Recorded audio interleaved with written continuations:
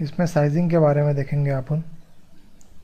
जैसे ही मैं इस ऑब्जेक्ट को क्लिक करूँगा तो ये डिफरेंट किस्म के डॉट बन जाएंगे। ये जो कोने के डॉट हैं, अगर मैं इसको ड्रैग करूँगा तो ये इक्वल प्रोपोर्शन में रिसाइज होएगा, बराबर।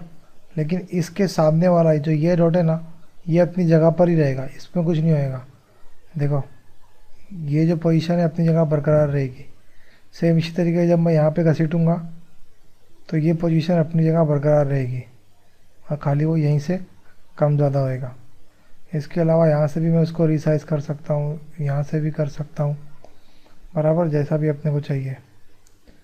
उसके अलावा मैं यहाँ पर जाके ये 6 इंच है ना, मैं इसको 9 इंच कर देता हूँ, बराबर। इस तरीके से हो गया है। और अगर मैं चाहता हूँ कि ये इक्वल प्रोपोर्शन में हो तो बाजू में लॉक का बटन है, मैं लॉक कर दूँगा। अब मैं जब इसको चेंज करूँगा तो उसके हिसाब से नीचे वाला भी चेंज हो जाएगा। फॉर एग्जांपल मैं इसको 10 इंच करता हूँ तो देखो नीचे वाला भी 2 इंच होगा, तो इक्वल प्रोपोर्शन में होएगा वो, बराबर। इसके अलावा अगर अपन जो ये जब ये खींचते हैं, इसको बोलते हैं एंकर पॉइंट, यानी कि ये पॉइंट हिलता नहीं है। अगर अपन चाहते हैं अपना एंकर पॉइंट सेंटर में हो तो शिफ्ट दबा के, सॉरी, अपना कंट्रोल दबा के इसको एंकर मूव करो, सॉरी शिफ्ट दबा के, तो देखो ये सेंटर से होएगा, बराबर। आई बात समझ में। इसके अलावा अगर मैं कंट्रोल दबाऊंगा और फिर एंकरिंग करूंगा तो कोई जल्दी हो रहा नहीं है। जब तक साइज डबल नहीं होगी जब तक वो होएगा नहीं। आई बात समझ में। ये देखो, कंट्रोल दबाया मैंने, डबल डबल की साइज़ पे होते जाएगा वो। माइनस करूँ, आई बात समझ में, फ़र्क समझ में आया। इसमें मिरर के बारे में देखेंगे अपन। इस चीज़ को मैं सेलेक्ट करूँगा, यहाँ पे देखो एक मिरर हॉरिजॉन्टल दिया है, एक मिरर वर्टिकल। हॉरिजॉन्टल करूँगा तो ये इधर ही उल्टा हो जाएगा, बराबर, और वर्टिकल करूँगा तो इस तरीके से उल्टा होएगा। आई बात समझ में। और एक और तरीका है मिरर करने का। जब मैं इसको ऐसे पकड़ूँगा, यहाँ क्लिक करूँगा, यहाँ लेके जाऊँगा तो भी ये मिरर बन गया।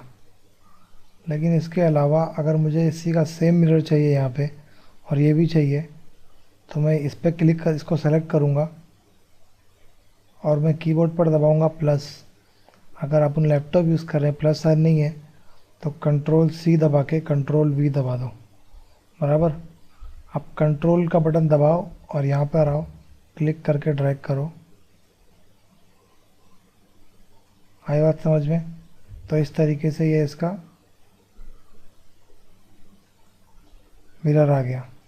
इसी तरीके से नीचे भी कर सकते हैं अपन। कंट्रोल दबाओ, पहले कंट्रोल सी कंट्रोल वी, फिर कंट्रोल दबा के ऊपर वाले पे क्लिक करो, नीचे लेके आओ, ये इस तरीके से इसका मिरर आ गया, बराबर। आई बात समझ में।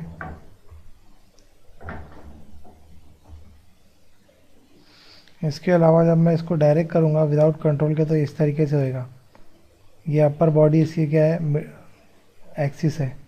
अगर मैं चाहता हूँ ये मिडल इसका को एंकर पॉइंट बन जावे तो मैं शिफ्ट दबाऊंगा और उसको मूव करूँगा, बराबर, देख रहे हो। तो ये इसका मिडल पॉइंट इसका एंकर पॉइंट बन जाएगा। रोटेशन के बारे में देखेंगे अपन।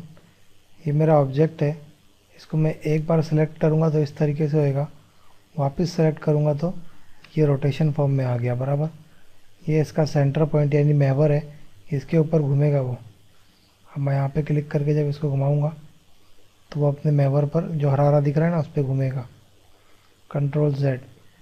इसके अलावा अगर मैं कंट्रोल पर क्लिक करके इसको घुमाऊँगा तो ये 15 डिग्री के एंगल में घूमेगा। ये देखो, 15 15 15। आई बात समझ में। यहाँ देखो ये 0 0 है ना, देखो 15, सॉरी उल्टा हो गया, 15 15, तो इस तरीके से घूमेगा ये। इसके अलावा मैं डायरेक्ट यहाँ पे एंगल डाल सकता हूँ। फॉर एग्जांपल मुझे 90 डिग्री के एंगल में घुमाना है तो इस तरीके से मैं डायरेक्ट डाल सकता हूँ। इसके अलावा मुझे इसको पहले मूव कर लेते हैं, अपन नीचे ले आते हैं। अब मुझे ये जो चीज़ है मेरी, इसको इसके से दायरे के महवर पे घुमाना है, बराबर। तो मैं इसको वापस सेलेक्ट करूँगा तो ये आ गया रोटेशन फॉर्म में। अब मैं इसको मूव करे कहीं भी ले जा सकता हूँ, बराबर। इस तरीके से मूव करूँगा तो ये फ्रीली होएगा, लेकिन अगर कंट्रोल दबाऊँगा तो मैं, फॉर एग्जांपल मैं इसको यहाँ पे ले आया, अब मुझे वापस सेंटर में लेके जाना है, तो मैं ढूंढते रह जाऊँगा सेंटर कहाँ है या फिर कोना कहाँ है। तो जब मैं कंट्रोल दबाऊँगा तो अपने आप स्नैप करेगा वो, देखो इधर ये कोने पे, ये कोने पे, मिडल पे, सेंटर पे। तो मैं यहाँ ला के छोड़ दूँगा इसको, लेकिन मुझे इस दायरे के सेंटर से घुमाना है, तो यहाँ पे ला के इसको छोड़ दो। अब मैं जब रोटेट करूँगा तो दायरे का सेंटर इसका महवर होगा। आई बात समझ में?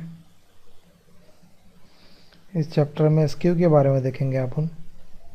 स्क्यू भी रोटेशन फॉर्म में आने के बाद ही काम करता है। फॉर एग्जांपल मैं इसको एक बार सेलेक्ट किया, दोबारा किया, ये आ गया रोटेशन फॉर्म में।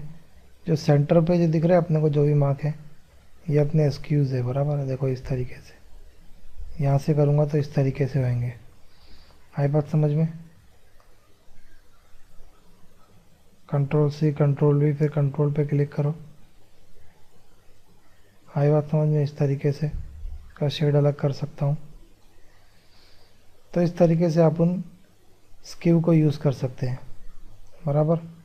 इसके अलावा मैं एक रेक्टेंगल लेता हूँ,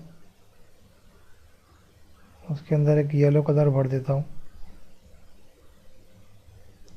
इसको सेलेक्ट किया, कंट्रोल सी, कंट्रोल वी, थोड़ा छोटा किया इसको। अब मैं इसको स्क्यू करता हूँ वापस से।